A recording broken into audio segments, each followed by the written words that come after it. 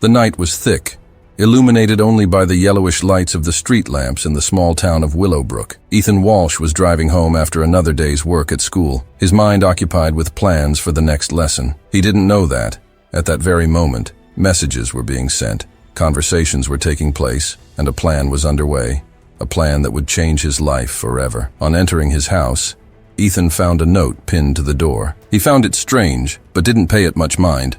It read, "Do you think you can escape?" He frowned, thinking it was some kind of bad joke from a student. He was wrong. At that moment, something much bigger was about to come crashing down on him. 2 weeks later, sitting in a cold, impersonal interrogation room, Ethan stared into the eyes of an investigator who seemed to have already decided his guilt. "Do you have anything to say about the charges?" the man asked. Ethan tried to answer, but his voice failed him. The only thing he could think of was, how did this happen? Deep down, he knew that the truth no longer mattered. The gears of something immense were already in motion, and he was just another piece about to be crushed. A question began to echo in his mind. How am I going to prove my innocence when no one wants to hear the truth? Ethan's footsteps echoed through the silent courtroom. The voices of the prosecutor and his lawyer seemed distant, almost like an indistinct noise in a bad dream. He glanced at the witness box, where Lila, with a cold expression, was articulating lies with surgical precision. The world around him was falling apart, and he wondered, how did it all come to this? The story is set in the town of Willowbrook, a typical place in the American countryside, known for its close-knit community and tree-lined streets, but where appearances are more important than justice. The town is dominated by the Harper family, owners of large local businesses and with influence in politics and the judiciary. Ethan Walsh's life was simple, but full of meaning. Every morning, he walked down Main Street, greeting familiar faces who frequented the local cafe or walked their dogs. As a literature teacher at Willowbrook High School, Ethan was dedicated to inspiring his students to think critically and dream beyond the confines of the small town. He believed in their potential, even when many, including his own colleagues, saw youth as lost. That fateful morning, Ethan arrived at school with his usual confidence. The classroom was his fortress, a place where he believed he was protected from the complexities and power plays of the outside world. Among the students, Lila Harper always stood out, but not for her academic dedication. Lila was the spoiled daughter of tycoon Henry Harper, the owner of a magnetic presence that attracted everyone around her. Although her grades were average, she knew how to manipulate situations to get what she wanted. It all started with a note. At the end of a Shakespeare class, Ethan found an envelope on his desk. Inside was a message that read, "You have something special, don't let it go to waste." Confused, but not taking much notice, he discarded the paper, believing it to be just a comment from some inspired student. What he didn't notice was Lila's observant gaze, hidden behind the classroom door, waiting for his reaction. Over the next few days, the notes continued, accompanied by long looks and insinuating gestures. Ethan maintained his professional posture, ignoring the teasing, but the tension was palpable. During a private meeting to discuss Lila's academic performance, she tried to touch his hand, only to be politely rebuffed. The expression of anger and humiliation on her face was imprinted on Ethan's memory. He didn't know that that moment would be the starting point for his downfall. 2 weeks later, Ethan was called to the principal's office. Principal Matthews' tense face was unusual. "Ethan,"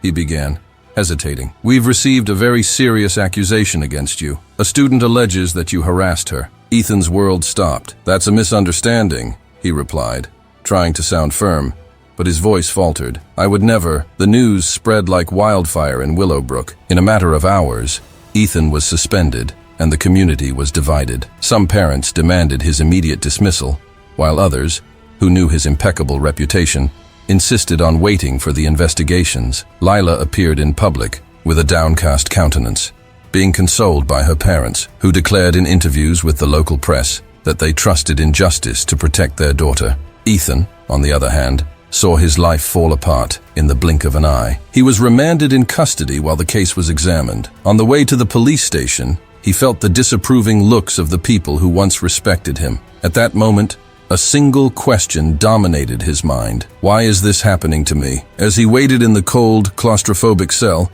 his childhood friend Grace Miller heard the news. As a newly graduated lawyer, Grace didn't have the experience to take on such a complicated case, but she knew she couldn't abandon him. Running out of time, she went to the police station to offer her help. "Ethan, I believe you," she said with determination. Despite his despair, those words were the first spark of hope he had felt in days. Lila, on the other hand, was being treated like a hero for having stood up to a predator. But deep down, the situation was beginning to weigh on him. Her initial plan to punish Ethan for the rejection had taken on proportions she hadn't anticipated, and now her own family was involved in making sure she was seen as an untouchable victim. On the other side, Grace began to examine the evidence. Something seemed wrong. The text messages presented as evidence didn't match Ethan's communication style, and the details of Lila's statement had inconsistencies that could be exploited. However, she knew that confronting the Harpers would be like fighting a storm. At the end of this first stage, Ethan,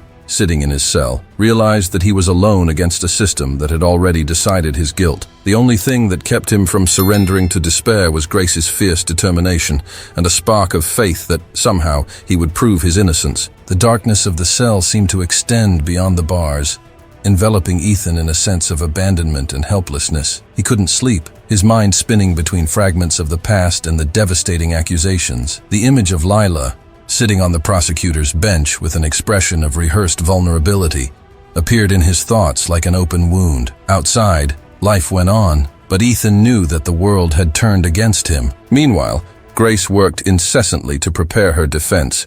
She scoured the evidence, looking for any loophole that might expose Lila's lies. "It's not going to be easy," she admitted when she met Ethan in the prison visiting room. "They have influence, money, and a narrative that's already been bought by the city." Ethan nodded, his gaze downcast but not giving up. "I just need you to believe me," he said, his voice hoarse. Grace held his hand for a moment, her eyes fixed on his. "I believe Ethan, and I won't give up until everyone else does too." In town, the case dominated conversations. In the local cafe, in schools, in churches, no one talked about anything else. Some found it difficult to reconcile the image of Ethan, the kind and dedicated teacher, with the horrific accusations. Others, led by the Harper influence, preferred not to question the victim. In the age of social media, public condemnation came quickly. Photos of Ethan were turned into cruel memes, and hateful comments flooded his online pages. The isolation was total. Co-workers who had once praised him now avoided contact. Old friends pretended not to see him when they crossed his path. Even his family, fearing scandal, distanced themselves. The only constant was Grace, who faced suspicious looks and criticism for defending Ethan. During one of her investigations,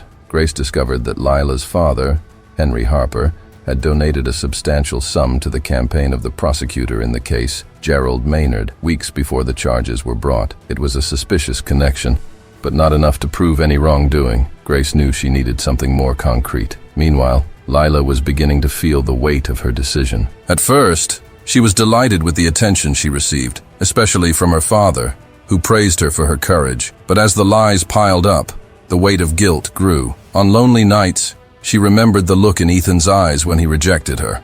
Not with anger or contempt, but with something close to pity. That was what she wanted to erase, the feeling of having been seen as childish and immature. Henry Harper, on the other hand, saw the case as an opportunity to strengthen his position in the town. He used his influence to ensure that Lila was treated as an untouchable victim and that the case against Ethan moved forward quickly. "You just have to stick to your story," he would tell his daughter, unaware of the cracks in his facade. One evening, while reviewing documents in her office, Grace received an anonymous message on her phone. "Check the school archives. There are reports they're hiding." Intrigued, she followed the lead and discovered that, weeks before the accusations, Lila had been called to the board for her inappropriate behavior with other teachers. These reports had mysteriously been removed from the official records. It was one piece of the puzzle, but Grace knew she would need additional evidence to make it useful. Meanwhile, Ethan faced the biggest challenge, not losing his sanity. Loneliness consumed him, and he began to question his own memory. Did I do something wrong without realizing it? The doubt, however brief, ate away at his mind. He clung to Grace's words and the few good memories he had of his life before the scandal. The tension increased when Grace received an official summons. Henry Harper was suing her for defamation, trying to silence her before she could investigate further. "They're trying to intimidate us," she told Ethan as he listened intently, with a mixture of admiration and concern. "They want me to give up, but I won't give in." At that moment, a new revelation emerged. A former student of Ethan's, James Carter, had contacted Grace. He had graduated years before, but had heard about the case and felt he needed to talk. "Lila is not who you think she is," he said. James revealed that, while at school, Lila had lied about other teachers in order to gain privileges. She almost destroyed another teacher's career, but he asked for a transfer before things got any worse. This information gave Grace a new direction. She knew she had to find that teacher and convince him to testify. But before she could act, something unexpected happened. Lila was seen crying in public, claiming she was being threatened by Ethan's supporters. It was a move orchestrated by Henry Ba, but effective in reinforcing the narrative that Ethan was dangerous and manipulative. When Ethan learned this, he felt more defeated than ever. "They won't stop, Grace," he said, looking down. "They have everything. The money, the power, the city." Grace held his face, forcing him to look at her. "And we have the truth, Ethan. That still means something. I promise we'll fight to the end." That promise was what kept Ethan on his feet. As the siege closed in, he realized that he wasn't just fighting for his freedom, but for his dignity and the right to be heard in a world that seemed to have already condemned him. Grace's investigation began to penetrate the layers of lies that underpinned the case against Ethan. However, the pressure was mounting by the day. Ethan, now under house arrest, had his life monitored and his movements restricted. Willowbrook continued to judge him with glances and whispers whenever he needed to go out, such as when he went to the market or walked to the yard. Every step felt like a reminder of the abyss into which his life had fallen. Grace, determined to turn the tables, decided to get to the root of the problem. She managed to track down the former teacher James Carter had mentioned. Michael Abrams, now living miles from Willowbrook, was initially reluctant to get involved. "I've already lost a lot with that girl and her father's influence. Why should I risk it again?" Grace insisted, appealing to her conscience. "You know what it's like to lose everything for something you didn't do. Ethan is going through the same thing." After much hesitation, Michael agreed to share his story, but only under initial anonymity. Michael revealed that years earlier, Lila had accused him of treating her unfairly in class because he had repeatedly refused her requests to improve her grades without justification. When he confronted her parents, Henry Harper pressured him to ask for a transfer to avoid damaging his career. "I've seen what they're capable of. Don't underestimate their influence." Meanwhile, Grace gained access to the school's financial records and found an irregularity: substantial payments from the Harper's corporate account to one of Willowbrook High's board members. It was the first concrete evidence that Henry Harper was manipulating the system to protect his daughter. At the same time, the investigation revealed another dark detail. Lila had a history of manipulative behavior, especially against those she perceived as obstacles. Among the evidence were old messages that James Carter found and sent to Grace. In them, Lila threatened to expose personal secrets of schoolmates if they didn't do what she wanted. As Grace progressed, Lila began to lose control of the narrative. The pressure of the lies was affecting her behavior, and even her closest friends began to notice something strange. At a party, a colleague, Emily, questioned her directly. "Are you sure you're telling the truth, Lila? Why does it seem like you're hiding something?" Lila exploded, screaming and leaving the venue. However, the turning point came when an unexpected witness appeared. Emma Davis, an employee of the Harper family, reached out to Grace anonymously. She reported overhearing conversations between Lila and Henry, in which he encouraged her to stick to her story and promised to fix everything for her. Emma had recordings of some of these conversations, which included phrases like, "If you want to keep this city around you, you need to make it seem real." Emma, however, feared for her safety. "If I get caught, my life is over," she told Grace. As she handed over the recordings, Grace promised to protect her and guaranteed that the truth would prevail. Meanwhile, Ethan began to gain a little hope as he saw Grace's progress, but the emotional battle was still intense. He had recurring nightmares about the day of the trial, where Lila's cold gaze seemed to freeze any chance of justice. "I don't know if I can face this, Grace," he confessed, while holding his head between his hands. "You're not alone, Ethan,"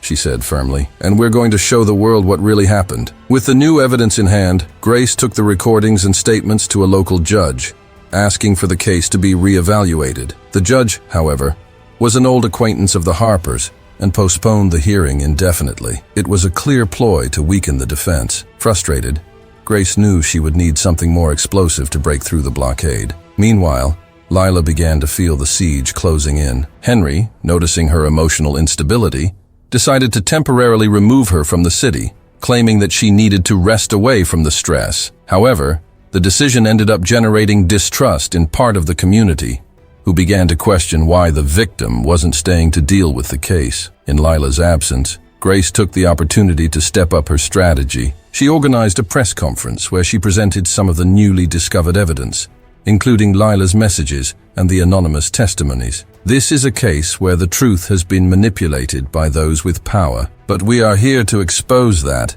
and seek justice, Grace declared.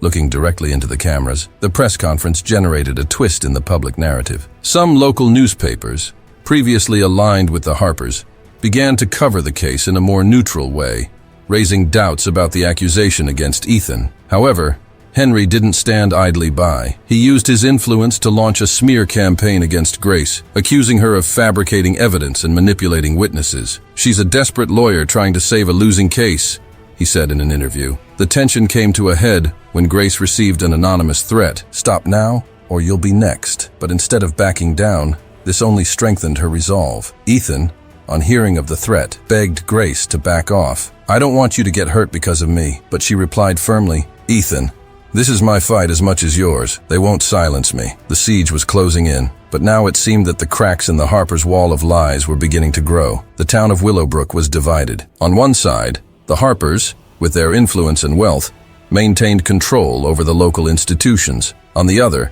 Ethan and Grace were fighting to expose the truth, facing threats, mistrust, and a rigged system. However, the new evidence brought a thread of hope, and Grace knew it was time to take a bold step. With the help of Emma Davis, the Harper family maid, Grace decided to publicly reveal the compromising recordings. To prevent Henry from silencing Emma ahead of time, Grace ensured her safety with the support of a network of activist lawyers. During a new press conference, Grace presented a particularly incriminating recording. In it, Henry clearly told Lila, "No matter how you feel, the truth is not relevant. What matters is that they believe you. I'll take care of the rest." The reactions were explosive. Part of the press, previously aligned with the Harpers, began to question the veracity of the accusations against Ethan. Social media also reacted, with hashtags like "Justice for Ethan" and "Lila Lied" gaining traction. Grace knew she was winning a battle, but not the war. Meanwhile,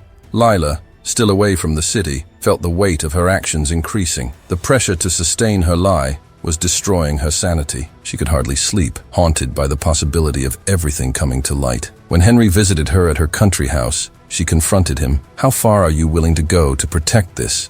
she asked, her eyes watering. He replied coldly, "I'm willing to go all the way, and you should be too." However, Henry was also facing his own battles. The leaked recording caused his allies to start distancing themselves. Prosecutor Gerald Maynard, fearful of being associated with the scandal, backed down and began to reconsider the strength of the case against Ethan. For the first time, Henry realized that his network of influence was not as infallible as he had imagined. Grace, for her part, stepped up her investigations. She managed to track down another former Harper employee, Tom Bradley, who worked as the family's security guard and was abruptly fired. Tom revealed that, months before the accusations against Ethan, Lila had been involved in a minor scandal at the school, which Henry hushed up by bribing members of the school administration. He also confirmed that Henry often used threats to silence anyone who dared to question him. While Grace gathered this new information, Ethan struggled with his own demons. Although he saw progress in the case, doubt and fear still consumed him. "What if even with all this, no one believes it?" he asked during a conversation with Grace. "The truth isn't enough when you're fighting people like them," Grace replied with unwavering firmness. "The truth will always be enough, Ethan.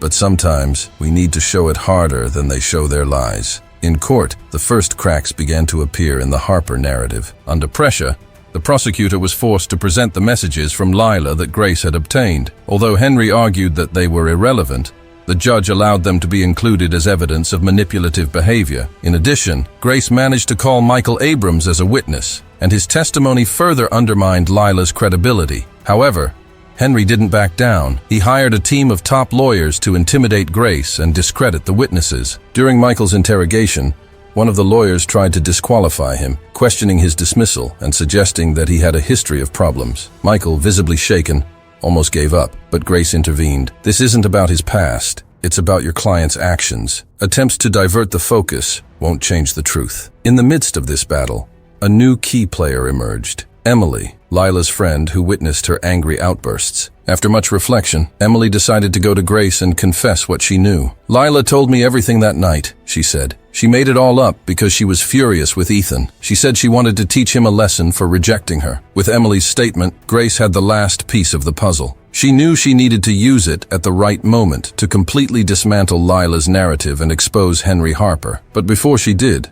an unexpected event almost destroyed everything. Henry, in a last act of desperation, sent direct threats to Emily and Emma. "If you talk, you'll never have a normal life again," said the anonymous message, clearly sent by an intermediary. Grace, aware of the danger, arranged police protection for both of them. However, the threats showed just how far Henry was willing to go. He was not only fighting to save his daughter, but also to preserve control over the city he considered his personal empire. The final showdown was approaching, and all the pieces were in motion. Ethan, now more confident with Grace's work, knew that the trial would be the stage where his life would be decided.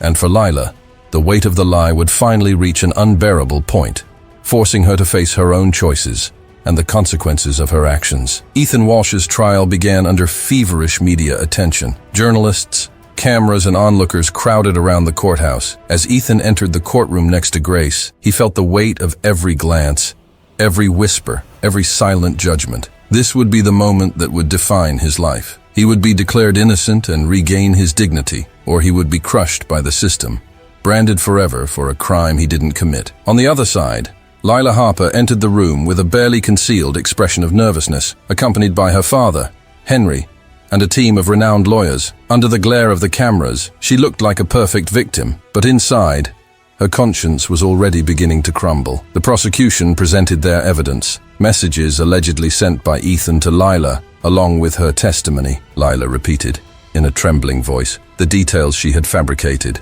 claiming that Ethan had verbally harassed her, and that, when she confronted him, he had made veiled threats. Her eyes filled with tears, drawing murmurs of sympathy from the audience. Grayson, however, was prepared. When it was her turn to question Lila, she dropped the first bombshell. "Do you remember the messages you presented as evidence?"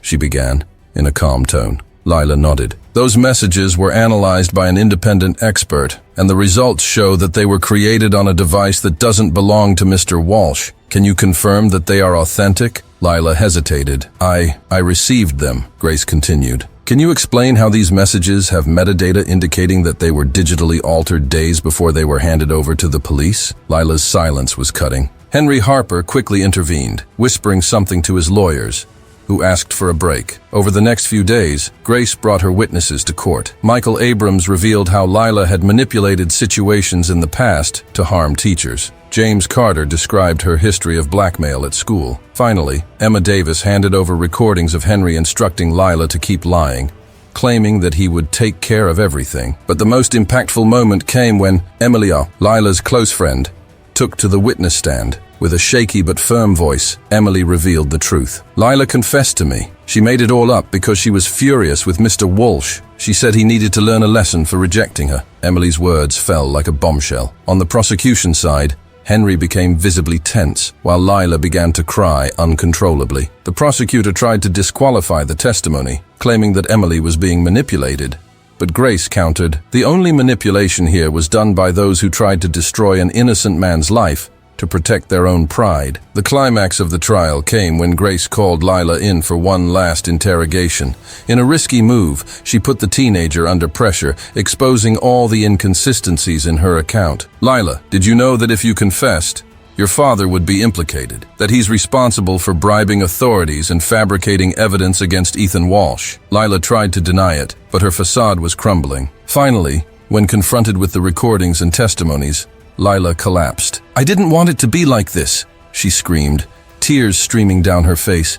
"I just wanted him to notice me. I never thought it would go this far." Lila's confession was a moment of relief and shock for everyone in the room. Ethan, who had been immobile and tense throughout the trial, finally allowed a solitary tear to run down his cheek. Grace held his hand, in a gesture of silent victory. With Lila's confession and the evidence against Henry Harper, The case against Ethan was closed. The judge found him not guilty, and Henry was immediately summoned to answer for bribery and obstruction of justice. Lila, although protected by her age, was sent to a juvenile rehabilitation program and forced to apologize publicly. As Henry was led away by federal agents, he cast one last cold glance at Ethan and Grace. "It doesn't end here," he muttered, but his threat rang hollow. His influence had been dismantled, and Willowbrook would never be the same again. Outside the courthouse, Ethan was greeted with applause from supporters, but he knew his fight wasn't completely won. "My life will never be the same,"